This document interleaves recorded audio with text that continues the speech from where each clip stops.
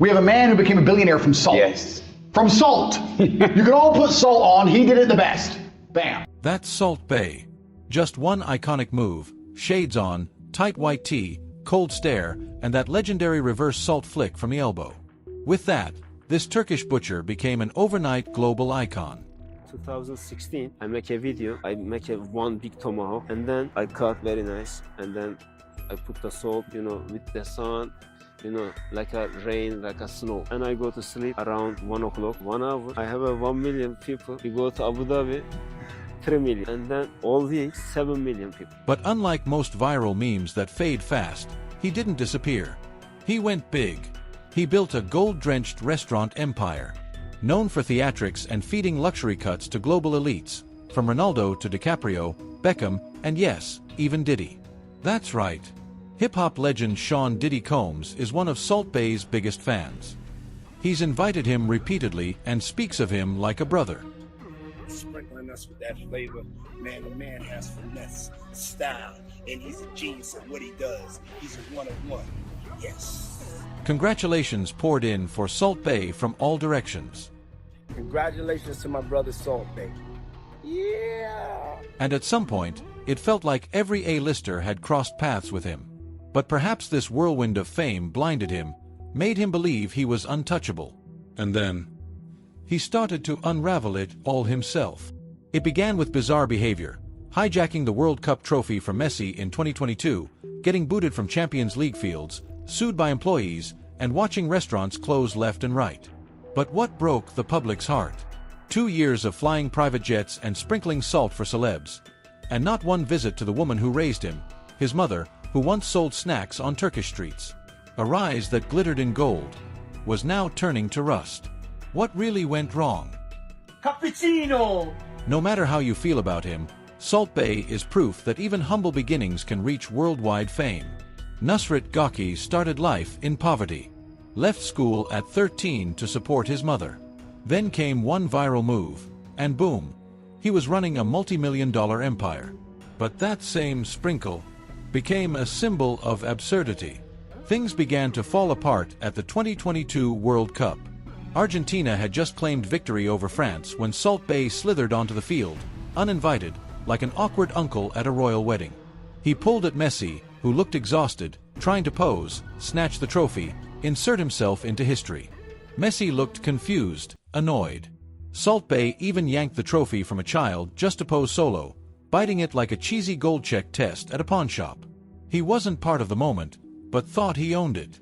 FIFA responded swiftly. He was permanently banned from official events. His reaction: I love Argentina. I love football. This is the accident. Before I don't know the rules. Now I know the rules. My mistake. Next World Cup, I never touch the World Cup. I go to, of course, stadium, see the match. He posted an old picture with Messi, smiling, arms around each other, as if that erased everything. It didn't. The internet didn't forgive. And he didn't learn. Just a year later, he crashed a Champions League afterparty, tuxedoed and wearing sunglasses, at night. UEFA security kicked him out cold.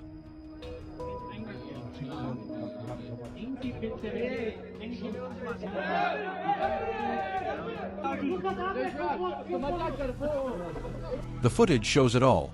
No fans, no autographs, just Salt Bae waving a pen in the crowd like a ghost of former fame. It was awkward, painful. Even Jake Paul once warned Jack Doherty, "Don't let this be you." They're watching you to watch your demise. They're not laughing with you, they're laughing at you. The world once laughed with Salt Bae. Now, it laughs at him. He blamed AI, claimed he was just passing by, claimed thousands wanted to meet him.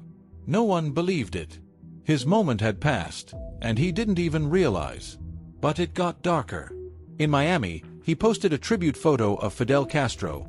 Yes, the same dictator who forced 500,000 Cuban Americans into exile. And days later, he opened a restaurant in Miami. One local canceled their booking and said, "He posted Fidel, then opened here?" Nah. The photo vanished. But the damage stayed. Later, in Venezuela, during a humanitarian crisis, Salt Bae was caught serving dictator Nicolas Maduro golden steaks, each worth $1,000, while citizens were starving on sugar water. The backlash was global. It looked straight out of The Hunger Games, Dictator Edition. And you start to wonder, if he could be this tone-deaf with strangers, how did he treat his own? Turns out, not well. For 2 full years, he didn't visit his mother. Not a call, not a visit, not a gift. And when he finally did, he showed up wearing sunglasses, hugged her for 10 seconds, and left. It broke hearts online. One commenter wrote, "If he treats his mother like that, imagine how he treats the world."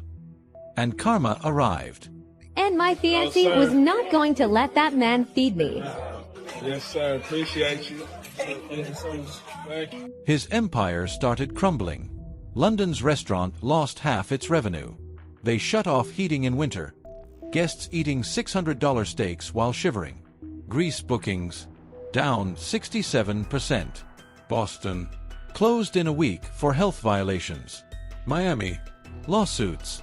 Dubai empty.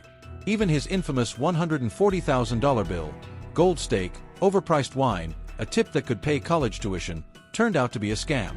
The food was mid. The gold leaf, $10 from Amazon.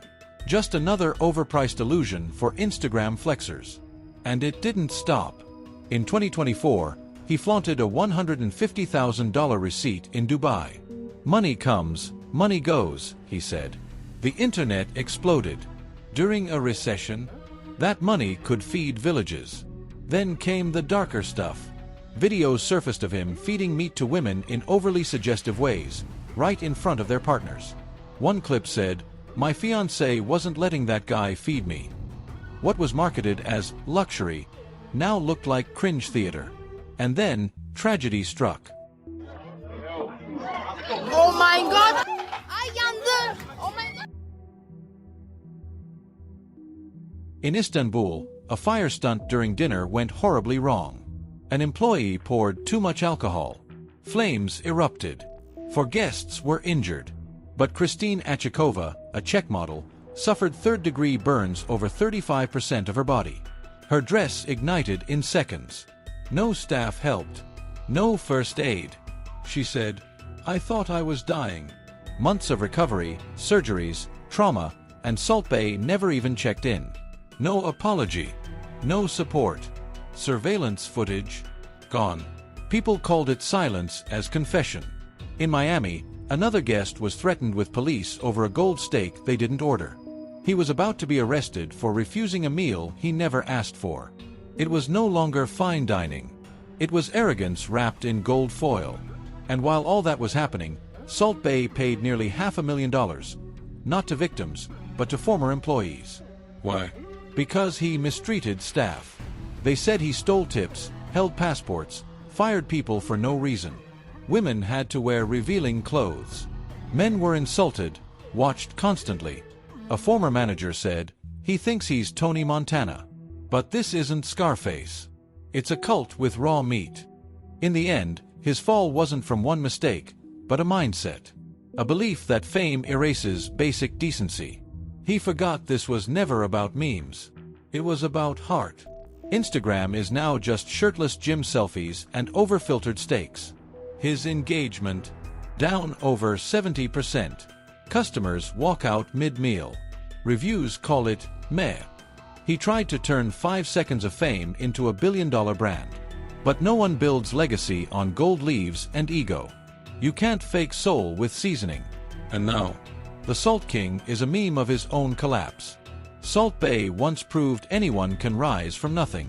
But he forgot, real dreams aren't built on flex. They're built on heart. And if you season success with ego, life will sprinkle failure right back on you. What did you think of Salt Bae? Did your opinion change after all this? Drop a comment.